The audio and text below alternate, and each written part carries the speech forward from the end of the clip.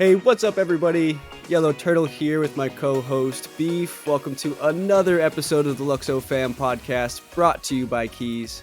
The LUKSOfam podcast is meant to be a short and informational show where we provide some takes on the latest LUKSO news in the space. Today, we have a very, and I mean very special guest from the LUKSO, Dematerialized, and CloneX community. Today we have Fawn. She's been in the community for multiple years. She is the community strategist for the Dematerialized and LUKSO, a longtime KEEZ member as well. But before we learn more about Fawn, let's hear a word from our sponsors over at LEEQUID. LEEQUID is a liquid staking solution purposely built for the LUKSO blockchain. Users can stake LYX tokens and in return, earn receipt SLYX tokens redeemable one-to-one for the deposited LYX. LEEQUID notably offers flexibility, allowing users to opt in or out of staking at any moment via the protocol's liquidity pool. This feature removes the potentially extensive wait times typically associated with traditional staking methods. With the support of advisors and multi-signatories from the LUKSO team, LEEQUID is steadfast in its commitment to achieving decentralization from the beginning, underlining transparency and trust. Following a thorough audit by consensus, LEEQUID is set to launch in October, integrating suggestions to ensure a seamless and secure user experience.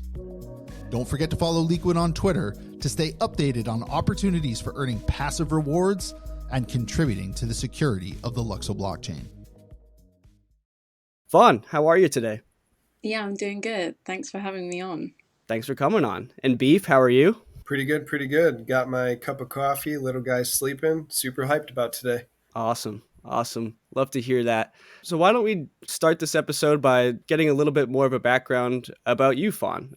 You do so much in this space for a multitude of projects. So why don't you give us a quick rundown of what you've been up to these days?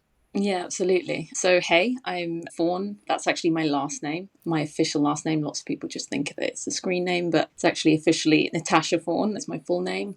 I am 29 years old and I'm from London.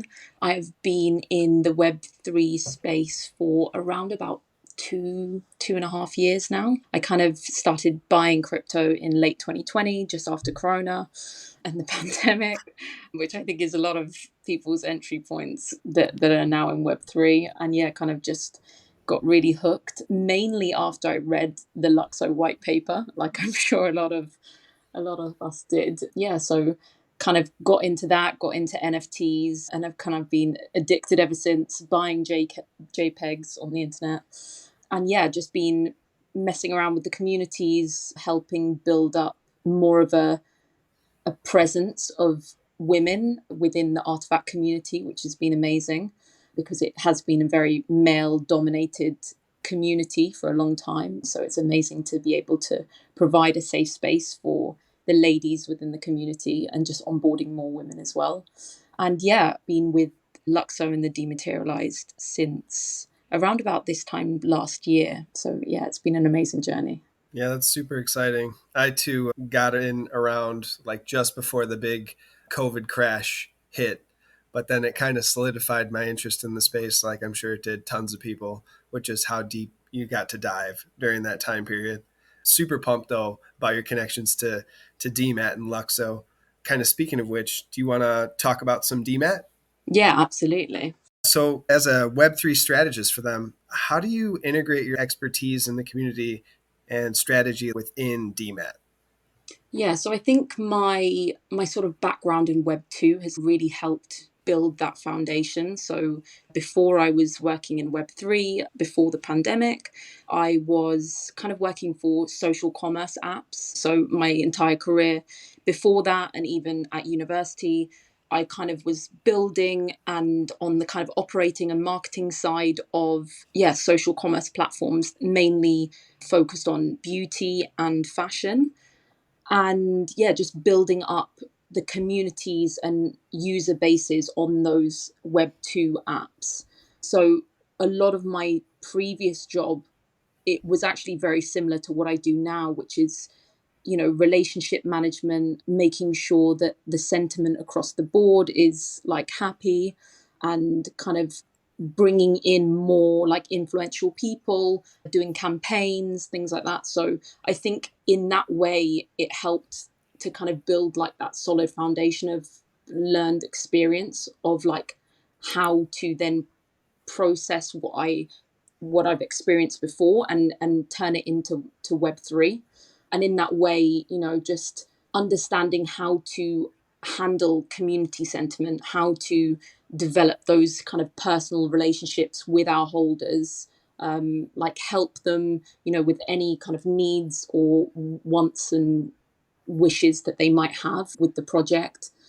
Things like processing feedback and making sure that we can convert that feedback into tangible changes that then I can suggest to the team, and we can work on incentives to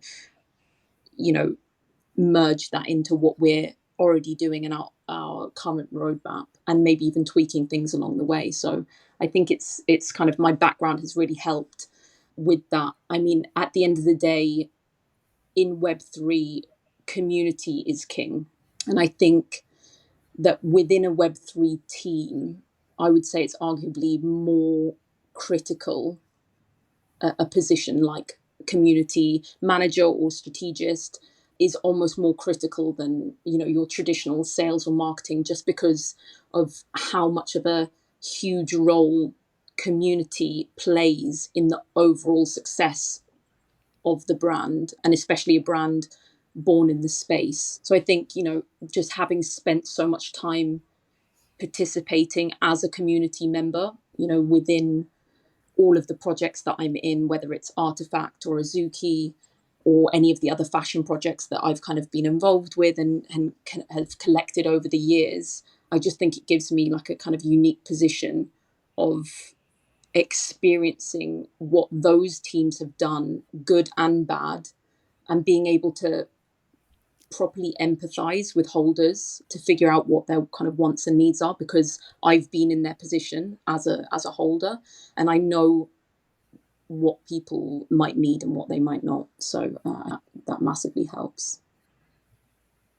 Yeah, that's amazing. Yeah, I didn't realize that your Web 2 background bled into your Web 3 background, and yeah, I think you hit the nail on the head. And you're so right that community is one of the biggest parts in Web 3, and that's something that's been very evident since day one.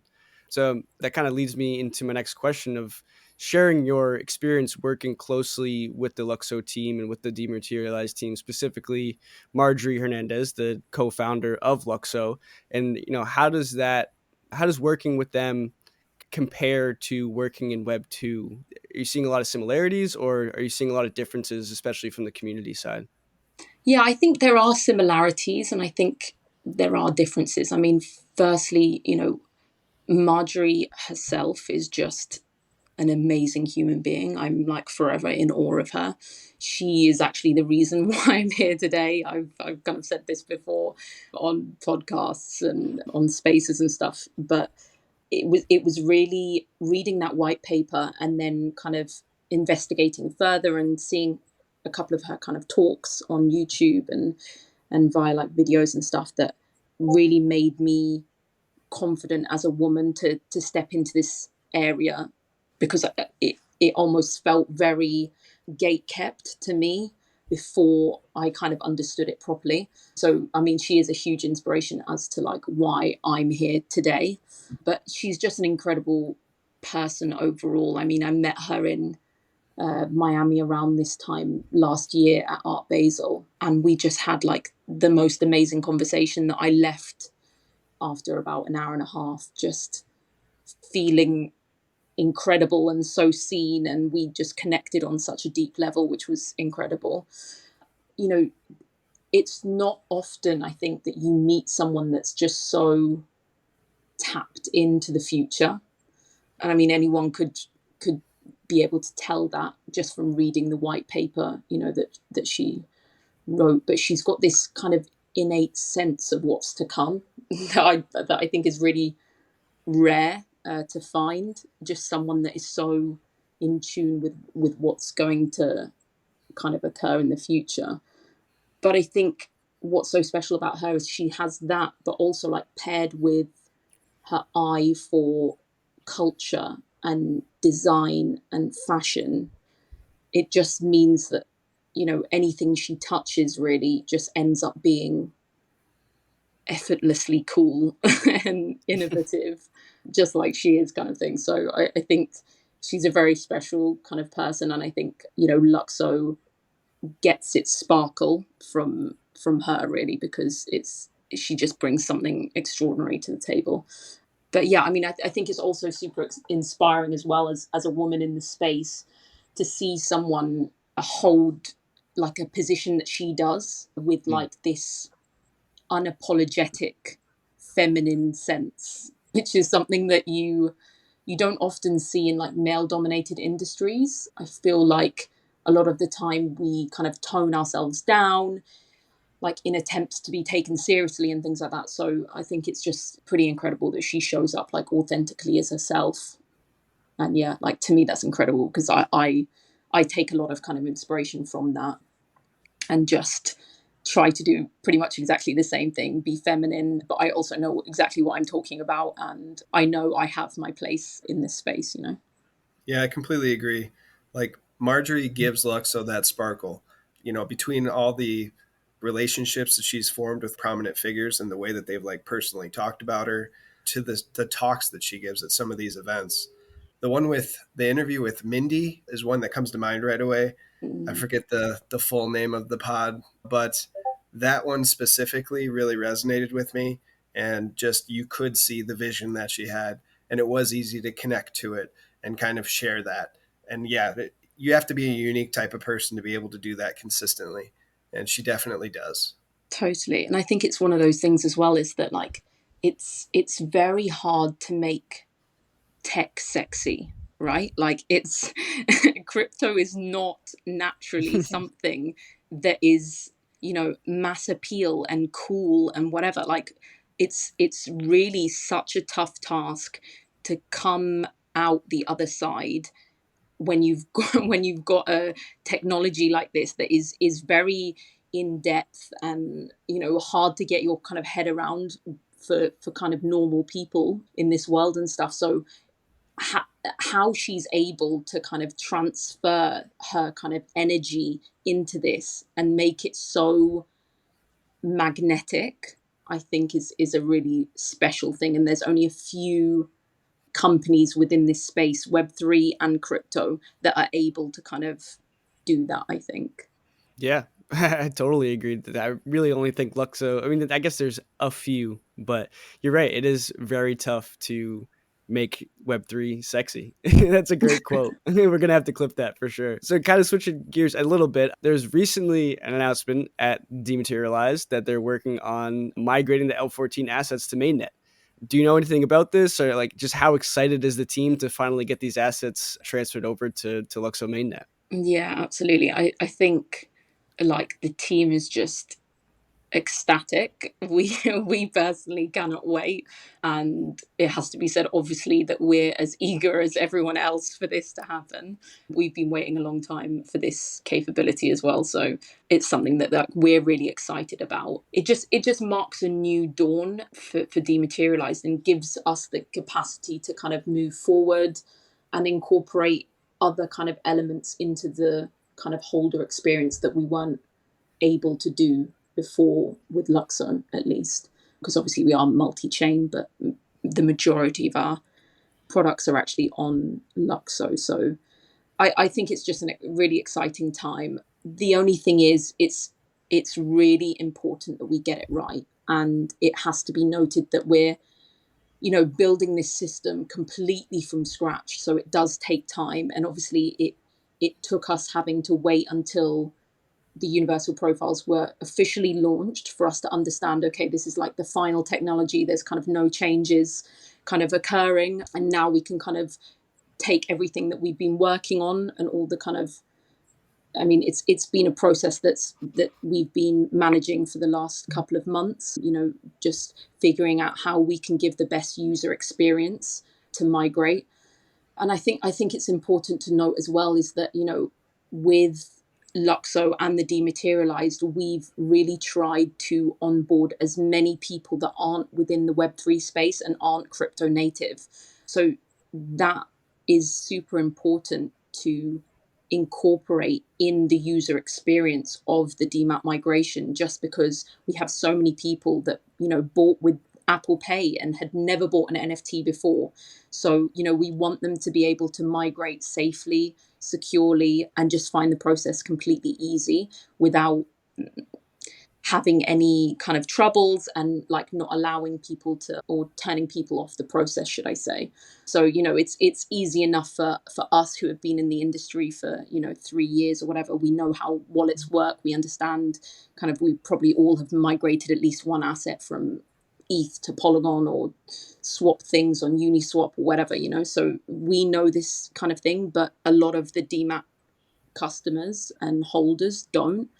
So it's just about getting that kind of user experience right, testing it as much as we can, and then once it's ready, then we'll be releasing it. But yeah, I've heard some horror stories about NFT migrations, so I think it's key that we just make sure we've tested completely and we're happy that it works as flawlessly as it should. Yeah, I know that Turtle and I are both super excited to have assets on mainnet. We've been collecting for a long time. Not as long as I would have hoped, though, because some of those OG Genesis pieces, like the Monolith and Yeah. the Urzo, oh gosh. I watched those mint out, but I was still trying to figure things out. So I was like almost too scared just because due to lack of information to like participate. And oh man, do I regret that. Yeah, But I missed out on the monolith as well, and then I tried to buy the Hex Jerzo, and my transaction failed. And I remember DMing the dematerialized and saying, "Hey, my transaction failed." And Karina actually messaged me back, being like, "Hey, I'm really sorry about that, but don't worry, we'll have more drips coming soon," which I just find so funny. It was just such early days, but yeah, those original two are just, yeah, the OGs. They're the grails for sure. definitely. But if you had to, I'm going to put you on the spot now. If you had to choose one asset to be your favorite, which would it be? Oh, that's so hard. One that I own or one that I don't own? Ah, that's up to you. Okay, if it's ones that I own, it would probably have to be the Artifact and Fabricant hoops.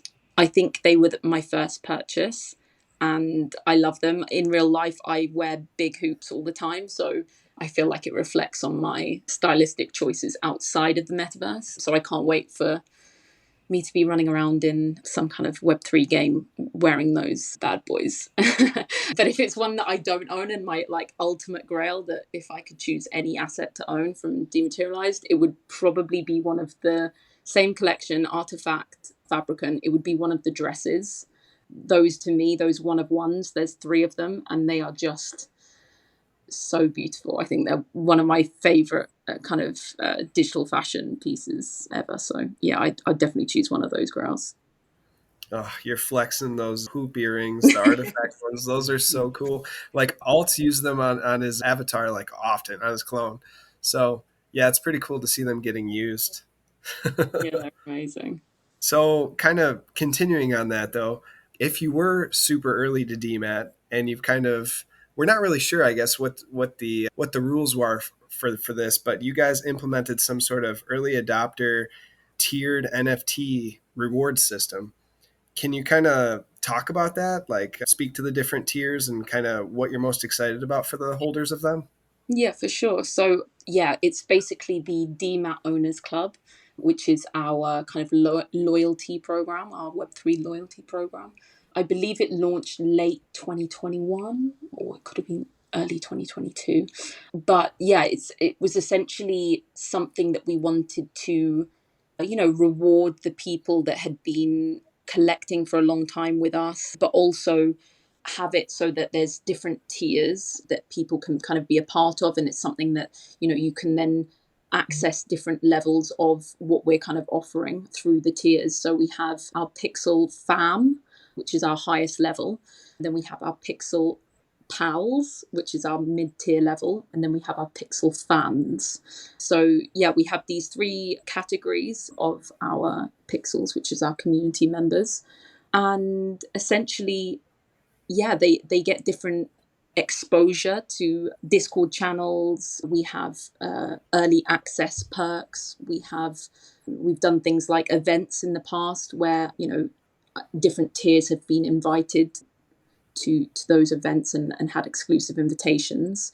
So there's a bunch of different perks to having these different levels, but it's also something that we update every. So I think we updated it sometime during the summer, I believe it was, where we had an update. So anyone who had been collecting since we dropped those last, some people got upgraded until the next tier. So that's something that I think we're going to be continuing on, is that, you know, it's not just a static kind of loyalty program. It's something that you can keep working towards to kind of gain a higher tier status and unlock more rewards as you continue holding and collecting with us. I can't really speak on too much. This is a little bit of alpha, but I will give a little hint that the team has been working on something with this kind of loyalty program, and I think it's really cool. It's a really cool way of acknowledging our kind of OGs and highlighting the collections. Yeah, it's something that we've really tried to be thoughtful about and have something that's a historical I'm trying not to give too much away here. A historical timeline of everything that you've kind of experienced with us as a brand, and I think there's so much more fun stuff to come from these tiers. I'll leave it at that before I say too much. We can kind of shift gears as well so you don't get in trouble. Appreciate it. Yeah, I'd love to know more about your journey with Artifact and like how you discovered the brand, and then specifically going on to winning a CloneX Community Award. How has this experience been in the community, and how has the community involvement changed over time, and what are your feelings on that? Yeah, so I mean, it's quite appropriate really, because obviously my first exposure was the Artifact and Fabricant drop via Dematerialized. So they were my first ever NFTs that I bought, and my first ever NFT contained Artifact, Fabricant, and Dematerialized, which are like three of my favorite brands even today. So that was a nice tie-in. But yeah, I mean, I discovered through that collection, absolutely fell in love with it, kind of deep dived more into Artifact and saw what they were doing. At the time, Artifact was super popular. It was like the very kind of height of the bull market. So, you know, their pieces were selling for crazy amounts of money. So I was really glad that I was able to secure something within the LUKSO ecosystem, because I think that was maybe a little bit less well known at the time. But yeah, so I was just following the brand. I started kind of listening in because it was something that I saw Artifact. I thought, you know, what they were doing was really like revolutionary and like innovative with the sneaker collecting aspect of it, and just it just made so much sense as a digital collectible to me. It was like the perfect item for digital fashion and being an NFT. So yeah, I mean, I just dived in, learned as much as I could about it, and wanted to participate within the other drops, wasn't able to until they announced that they were doing an avatar project. And I was just like, oh my God, this is amazing. Like, I absolutely love the aesthetics of it. It's something that like really resonated with me. And I was like, I need to have an avatar from I mean, at the time it was called Akira, Project Akira. So I was really excited for the drop. I actually ended up buying a FIWO, I think it was a FIWO trainer, in order to get the pre-sale of the CloneX. So I was able to mint 3. And yeah, it was just incredible. I minted my avatar, my old avatar. I've now got a new one, which I think looks very, very similar to me. But the one that I minted before, like, she was just perfect. And I kind of used her as my digital identity for about a year and a half. But yeah, I mean, I was blessed with her and another human and a Murakami drip octopus head, crazy one. So yeah, I was really lucky with that. And then, you know, once I got my avatar, I really felt like I was fully part of the community. And that's obviously when they got announced they were bought by Nike, and it kind of just spawned from there. There was a few women in the space, but you didn't really know them. I heard Anya speaking on a couple of spaces and things like that, and I was like, oh wow, there's another woman. LEEQUID as well was like another one. And so somehow we all kind of gathered in a group chat. I think it was formed by Frankie Rain, who's one of my good friends in the space still. And yeah, we kind of just formed as like the queens of Clone X and said, right, let's do a spaces. And it kind of just snowballed from there to the point where we are now, where, we're definitely a huge pillar within the community. I can confidently say that. I can confidently say that we've onboarded so many women into the space. We've got a thriving group chat of, probably about 80 women that hold clones or that are artifact aligned. And it's just like incredible vibes. And I feel so lucky to have met all these amazing women from all over the world that I probably never would have connected with if it wasn't for artifacts. So that was really incredible. And yeah, it's just been so much fun to be a community member, to go and have the in real life events that they've put on. I've also, been very involved in creating events of my own. I run Clone X London, even though it's not super popping or anything, because there's not too many clones in London. But we've definitely put on some fun events over the years, and even around the big community events. I've traveled all over the world and met clones, in Asia and America and Europe, and everywhere I go, I'm lucky enough to meet a clone on every holiday that I go. So that's pretty amazing. And yeah, I feel super blessed that they were able to see my kind of contribution to the artifact community and the Clone X community by that award. I was super stoked to get that recognition. Yeah, that's really cool. The artifact community in general is like one of the top 2 or 3, in my opinion, of going worldwide and then continuing to have that support and the love from that community. So that's super awesome. We just had one of our community members in Tokyo put on an event, and he said the clone community in Tokyo is huge. So yeah, it's amazing. I actually went to Tokyo end of last year, and I would not have had. I mean, I went with 2 clones anyway. Like it was myself and my cousin, who's like my best friend, and then we went with Randy and JKB, and we flew out, and the entire time we spent out there was with clones, and we wouldn't have had not even half the experience of that city and experiencing Japan if it wasn't for the clones. And we also were hanging out with a lot of Azukis as well. But, those local people who we had connected with online went to their city, and the entire time that we were there, the 10 days that we were there, they were taking us to the coolest spots. It really was like the most incredible experience, and it was all thanks to them. I mean, Meryl and Bombay and all these amazing people that were there, they just made our experience incredible. And I think that's something that's so wonderful about not just Artifact, obviously, but, Web3 communities in general, is that like you're just tapped in straight away to a worldwide family that you can kind of experience the most amazing things when you go and visit those places, because those people are willing to give you an experience. Yeah, it's incredible. I'm a big fan of that aspect of the community.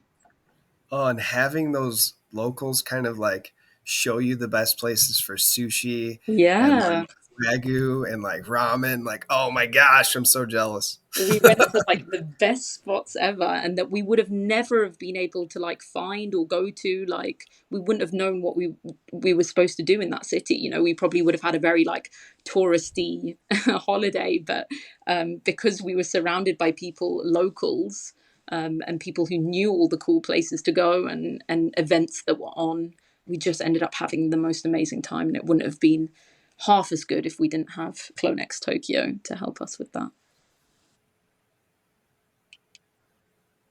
That's really awesome.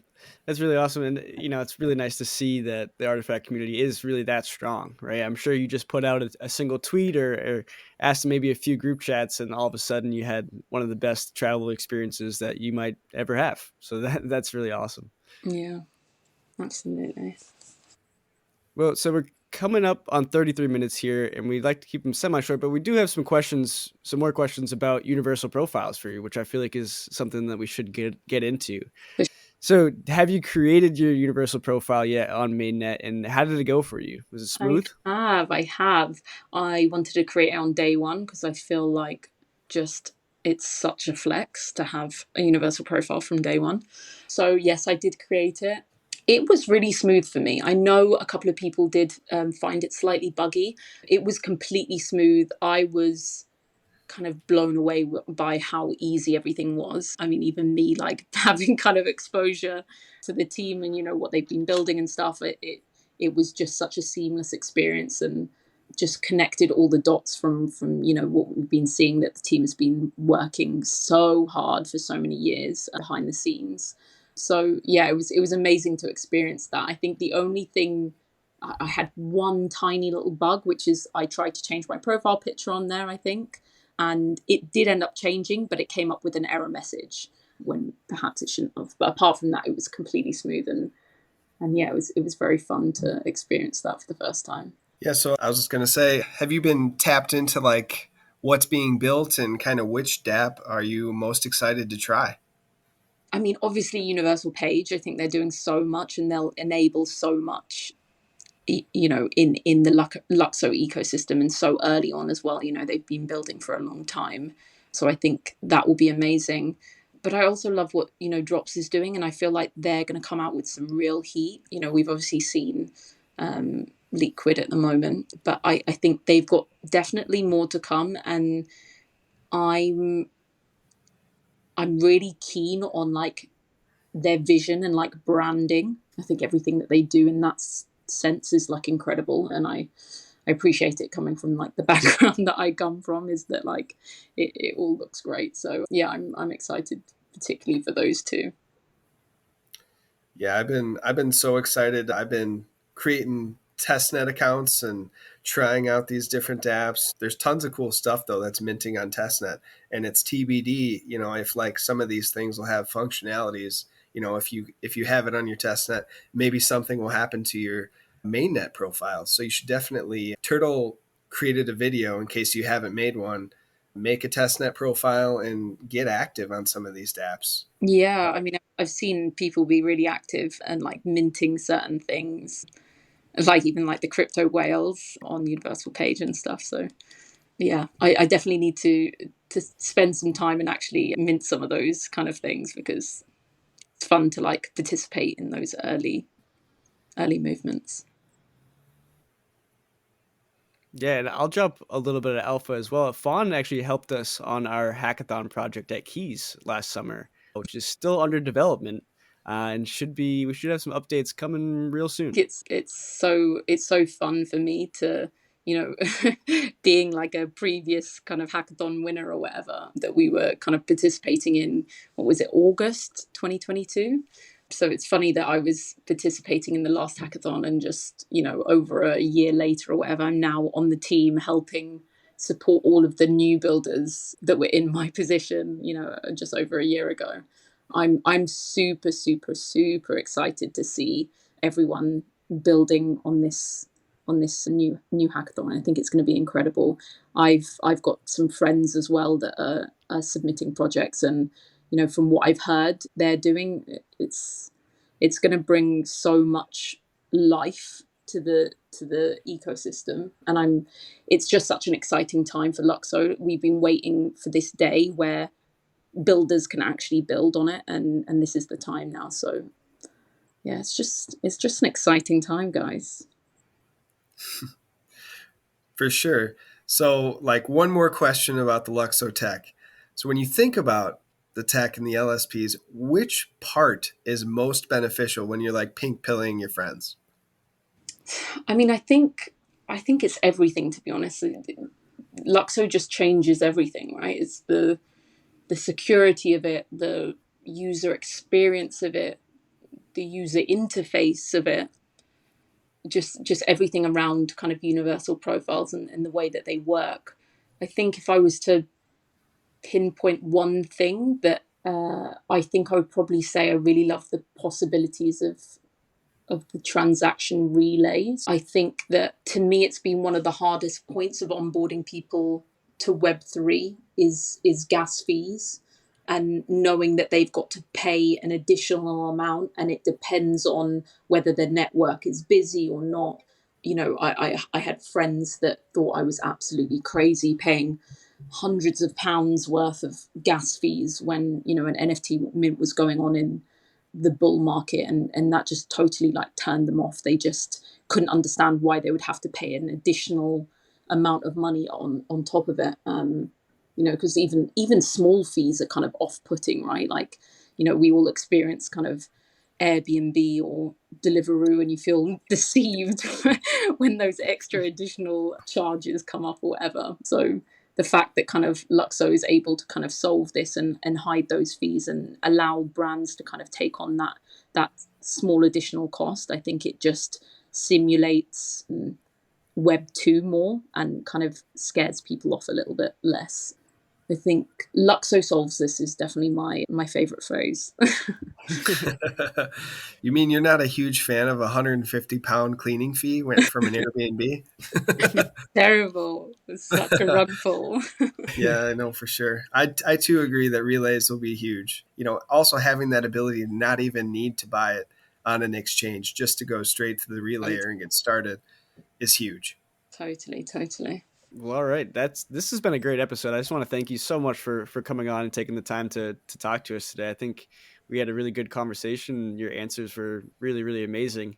Is there anything you want to plug, any socials you want to get out there so people that can get in contact with you and check out your content? Yeah, for sure. I mean, my Twitter is mainly what I'm active on in Web3. So that's just Natasha, the letter L, and then Fawn, Fawn. But yeah, hit me up. Definitely. You want me to sign us off, Turtle? Let's do it. All right.